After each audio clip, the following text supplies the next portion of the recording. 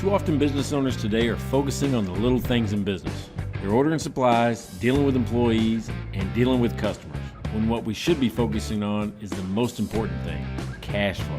I've grown over 10 businesses from the ground up. In this podcast, you'll learn the ins and outs of building a business and how to build transferable value. And most importantly, you'll learn how to maximize cash. They call me Cashflow Mike, and this is the clear path to cash. Hey, it's Cashflow Mike, and I am on location in Lubbock, Texas. That's right. We are doing this on the road, so if it looks different, sounds different, well, I'm in a different location with different equipment. So here we go. It's episode number 10, and I'm excited about it. First of all, it's a milestone, right? It's a milestone episode with episode number 10. Not only that, we're approaching the 600 subscriber count on my YouTube channel. So although you probably listen to this on the podcast, there's also a YouTube version where you can see me in action, right? So I'm kind of doing it on both just so you get a different look and feel of what we're trying to do. And what you'll see today is that I'm in a hotel room getting ready to travel back to San Antonio, but I wanted to get content out to you first. Now, today we're going to tackle a great subject, one that plagues business owners, one that just kind of wrenches at bankers. It is that relationship between the banker and the business owner. And sometimes it's tumultuous, sometimes it's complex, sometimes it's easy. But what is it? And what I've done is over the last, well, we'll say 7 years, I've done several hundred seminars, right? Financial management seminars with both bankers and business owners. And I always ask the business owners, I say, hey, what's your biggest complaint about a banker? And what I've done is boil that down to the top three. So today we're going to explore the top three things that business owners complain about their banker and hopefully put the banker in a better position to win, right? To win at the conversation, to build that relationship. They call themselves relationship bankers. Let's actually explore that and say, hey, if you want a relationship with me, the business owner, the guy that's built 10 businesses or even one business, here's what I need from you. And the reason I'm doing this is because we need each other, right? I mean, bankers need business owners just as much as a business owner needs a banker. That relationship is something that has to happen. And it used to be you couldn't start a business without having a banker on a team. You needed that accountant, you need the lawyer, and you needed a banker. So let's help the bankers get back on the pedestal. That's what we're trying to do, is help them get back on the pedestal just like they were, pre-2008 before they burnt the world down, right? And that's always a joke, right? Because when 2008 happened and everything kind of fell apart, bankers got the blame, and maybe they should have. But what we're trying to do now is put them back on the pedestal and build a better relationship with the bank. So before we get started, let me just remind you guys, if you go to cashflowmike.com, you can see all the show notes, and anything I mentioned here today as a link. You can find it there in the show notes. You can also go to YouTube, as I mentioned before, and search for the Cashflow Mike channel and be right there. We've got about 25 different videos up now between my Mike Minute, which is just kind of something I do during the day. I'm thinking while I'm on the Peloton and just kind of put out a daily thought. Of course, the podcast is there, and I'm also starting to put some educational videos up there as well. And then also, if you're on YouTube, make sure you subscribe or you hit that bell button to be notified when the future episodes get posted. And then lastly, of course, you're listening to the podcast, and I can be found on iTunes or Spotify, Google Play, TuneIn, you name it, we're on it, right? Stitcher, we're on all of them. So take a moment to check us out on both locations. Get your feel. If you're traveling, you might like the podcast. If you're sitting at your desk, you might like the YouTube version. So let's get going. Let's talk about how first of all, you have to, if you're going to understand that relationship between the banker and the business owner. And again, I've worked with both now, and I've taught bankers and I've taught business owners at all different levels. And here's what I found out is that, you got to realize that it's the banker's job. Sometimes, it's the banker's job, but sometimes they're called relationship manager or loan officer.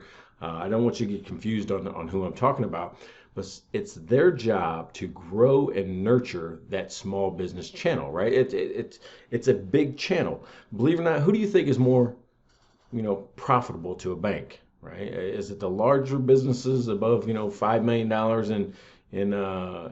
$10 million in revenue, or is it the smaller ones? Well, believe it or not, it's the smaller ones, right? Because, hey, let's face it. How many companies are in the Fortune 500? Go ahead, Google it. Right? There's only 500. Of course, how many small businesses are there?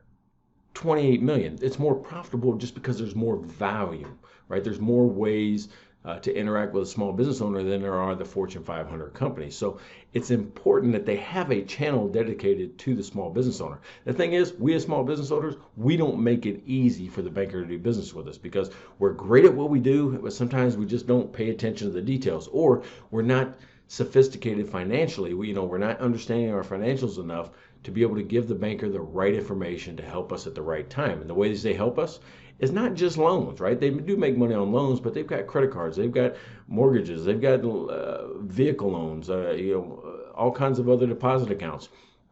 There are other ways that we can, be helped by the banker. And because I say that, here's something that a lot of people don't know. Bankers always talk about wallet share. They want to be a share of your wallet, and they'll throw out terms as goals, right, for the banker. Say, hey, listen, you need 5 to stay alive. And what they're talking about is 5 products: checking, savings, car loan, credit card.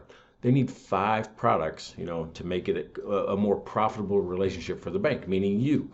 If you just have a checking account, you're not that profitable to the bank because you're just putting your money in there. Yeah, they can use it for other purposes like lending, but you're not a profitable account. You're not somebody that's a real stellar account if you just have one.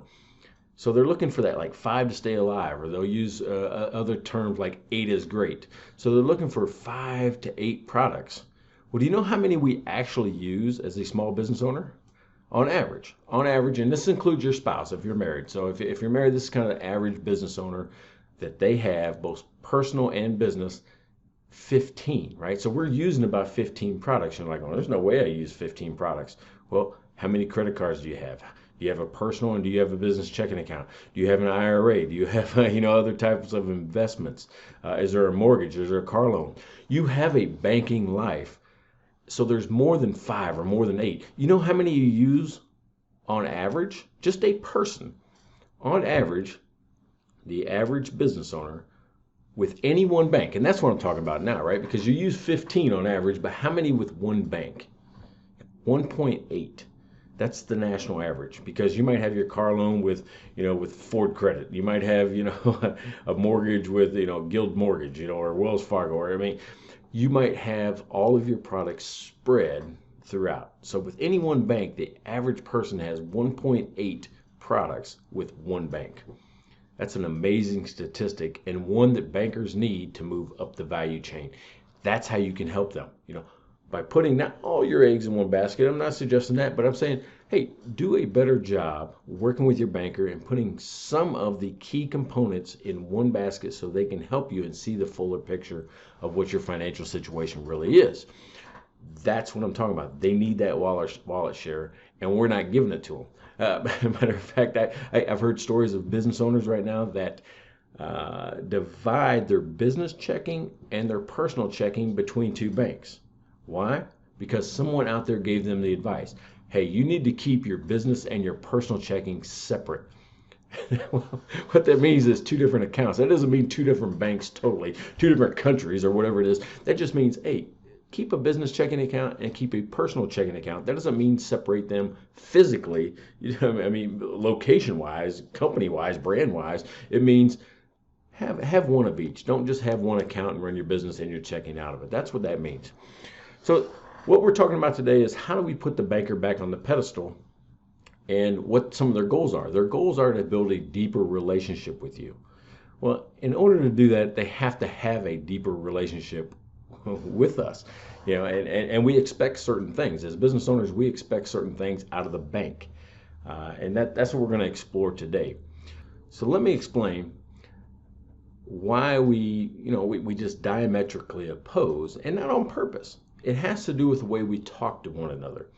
And I've said before, and if you look at episode, the one that explains about you must be a chameleon, the social styles model in this podcast, it talks about the business owner has to be a chameleon, learn to talk to other people. Well, I'm saying the same thing back to the banker. You have to learn how to talk business owner speak, talk at our level. Don't use words we don't understand, like liquidity and solvency. Those are words that are just kind of, nebulous to us. I hear you. I think I know what you mean, but I don't really understand it. we have to figure out, the language of business, the language of banking and the language of business have to combine, which means speaking the same language all the time. The conflict comes when we don't do that, or you don't treat me the way I expect to be treated, right? A relationship is just that. It's kind of a give and take, a give and take. And sometimes it feels from the business owner side that it's one way, right? It's always me doing what the bank wants. I always have to just, cater to you. I have to give you what you want. I have to come to your location. I have to, provide you with all the documents that you need. Yes, a lot of it's compliance. Yes, I understand that it's necessary, but you don't make it feel that way, right? It's the same thing in your household, with your children or your spouse or your significant other. You have to just build that relationship where nothing feels like it's a chore or a hassle. They want to do it because it's the right thing to do for the relationship to build. All right, before we get going, I remind you again, you can find me on YouTube, you can find me on iTunes, those type of things. And I want to tackle the top 3 complaints that business owners have, right? And as we're talking about this, if you don't agree, that's fine too. Just go to elevatefinancialtraining.com. That's my company. Go to the podcast and leave me a note. Just leave me feedback about the show. Some of you have been doing that, and I love it. It's the best way to improve the show is by you giving me the feedback. So go there, tell me, oh, you're full of BS right now, Mike, or you're not. Let's go ahead and have that conversation. But here are the 3 that came about as the top complaints that business owners have about bankers. Here are the 3 top ones that we have. And the first one is pretty simple. And there's not much I can do about it. There's not a lot that a business owner can do about it. It's on you, the banker. So if you're a banker and listen to this is on you. And I call it LOTO. LOTO. LOTO. It's loan officer turnover. Yeah, you guys move around from bank to bank. You change jobs, and you know what, believe it or not, that's kind of what we do as Americans right now. We'll move from job to job. We're looking for the best opportunity. Companies don't take care of people the way they did in the 20s and 30s. It's up to the individual to make sure that they're in the best situation for themselves. So you change banks. Well, guess what? When you change banks, that creates an issue for me. It creates a problem on my side, the small business owner side. Why? Well, because you're also calling me from the new bank. I'm with Bank A, you go to Bank B, and then you call me and say, hey, listen, I'm now over to Bank B. Can you, come talk to me about some things I can offer you now at Bank B that I didn't have at Bank A? Well, now I'm in a dilemma. Now I got to wonder, do I got to switch banks? Do I got to go through the hassle of changing all my accounts over? Is it going to be better? Is it not? Well, that's up to the relationship, right? That's not about, a checking account to one bank or the other is the same. So if I'm going to move checking accounts or move any type of accounts, you've got to make it worth my while. And the only way you do that is build a relationship, because I'm really not going to do it just because. Here's the other whole problem that it causes is that when you leave, loan officer, when you leave a relationship manager and go to the new bank, I have to retrain a new guy. If we've spent a year together already, if we spent 2 years or 3 years together already, I have to train a new guy. I have to tell the same story over and over and over again. It's like I'm always selling myself to the bank by telling them the same story. The same documents that I've given you, I have to explain all the same questions. It's like you're not keeping notes. It doesn't get passed down very well. I feel like I'm always repeating myself, and I never get ahead. I'm always just reselling my business back to the bank. Even if I've been there 20 years, as soon as a new guy steps in, I feel like I start over from square one. That's a big issue.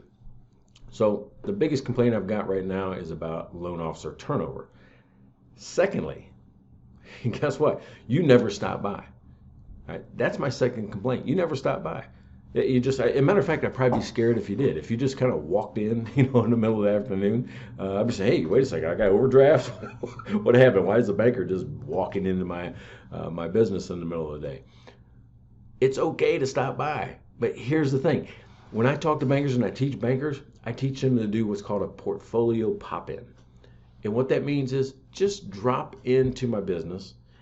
And you should be a customer, by the way. If I have a dry cleaner, I have a coffee shop or a tire shop, you should be a customer of mine. If you need those services or purchase those services, you should try to do that with your own clients, and I'm sure you are already.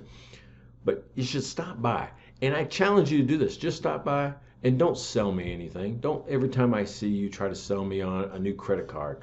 I had a hotel staffing company, and in this hotel staffing company, I had one vehicle on the balance sheet, right? Just one, and it was mine, right? Because I used it to travel to all my clients and solicit new business and go to meetings and those type of things. One vehicle on the balance sheet. Don't call me up or stop by my place and try to sell me fleet leasing. If I have one vehicle, don't try to sell me fleet leasing. I'm not going to go for it. I'm not going to use it. I'm not going to buy it because it doesn't fit, right? And you'd know that if you just stop by. So here's your challenge. Stop by your clients and just get to know them. Talk about their kids. Talk about their business, the challenges that they face. Don't sell anything. Don't even bring up your products. Just build the relationship. And the way you do that is by employing the 70-30 method, right? 70-30. That means as a banker, your client, me, the small business owner, should be talking 70% of the time. You, the banker, talk 30% of the time. You know what you do with your 30%? Just ask me about me. Love to talk about me. Right? Love to talk about my business. Get to know me because then I know you understand me. And here's one of the, a famous quote. I didn't make this up. It's somewhere out on the internet right now, or it's somewhere out in the universe. Business owners do not care what you know until they know that you care. You know how I know that you care? Stop by and talk. Chat me up. I'm still from Missouri. You have to show me, right? That's basically what I'm saying. So make sure you're stopping by and getting to know me a little bit better, right? That's what we're talking about. Don't be there to sell me something. Be there to know me as an individual. So let me get to the last one. And the last one is the big one, right? Matter of fact, I end all of my shows with this, and that's you're dumb, right? Bankers are dumb. And I'm not saying that you're unintelligent. That's not what I mean, right? It's D period, U period, M period, B period. You don't understand my business. And that's what I'm talking about. You don't understand me. You don't understand my business. You don't understand the problems that I'm facing every day. Inventory limitations, space limitations, personnel capacity issues. You have to understand my business. Now, the problem is you deal with 100 different types of businesses, every month, but there's some commonality. Look at the 5 types of businesses, from manufacturing, wholesale, resale, retail, contracting, and service businesses. Each one of those have some limiting factors. And if you go to if you're a banker and you go to firstresearch.com, they got some questions that bankers can ask, right? Just some basic questions about how the business runs and where they might be finding challenges. That's what you have to understand, because when we have that conversation about profitability, when we have that conversation about debt and equity during a loan application, you'll understand some of the challenges I'm facing and be able to give me better guidance, because I've got the accountant giving me guidance on one side. I need the banker on the other side giving me that kind of counterbalance to my accountant's advice. So you have to understand my business. That doesn't mean you're dumb as in unintelligent. That means you don't understand me. Here's why these 3 are important, right? These 3 are important. If you turn over, right? If you're always constantly moving to the next bank, it's going to hurt our relationship. I don't find you as being stable. I don't find you as somebody I can trust. I've got to have, I've got a lot of moving parts in my small business. I've got to have something that's stable, and I want it to be the bank. Right? You guys have all your logos out there of strength and fidelity and foundation and longevity. I just need you to be that, right? Be the banker, the one that I can count on, that's always there, that never wavers, that's always the same, that's predictable. Be that. When you change, it hurts our relationship. The second one is about never stopping by. It just hurts trust. You got to remember, trust to me is a mathematical equation. It's the evidence of integrity over time, right? It's the evidence of integrity over time. That means the more often you say or you do the things you say you're going to do, or you're in the place that you say you're going to be, the more I trust you. It's the same thing with your kids or with your relationships.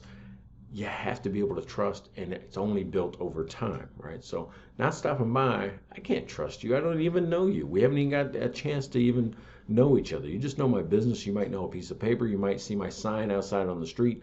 But if you don't come in and meet me, then you don't know me, right? So I don't trust you.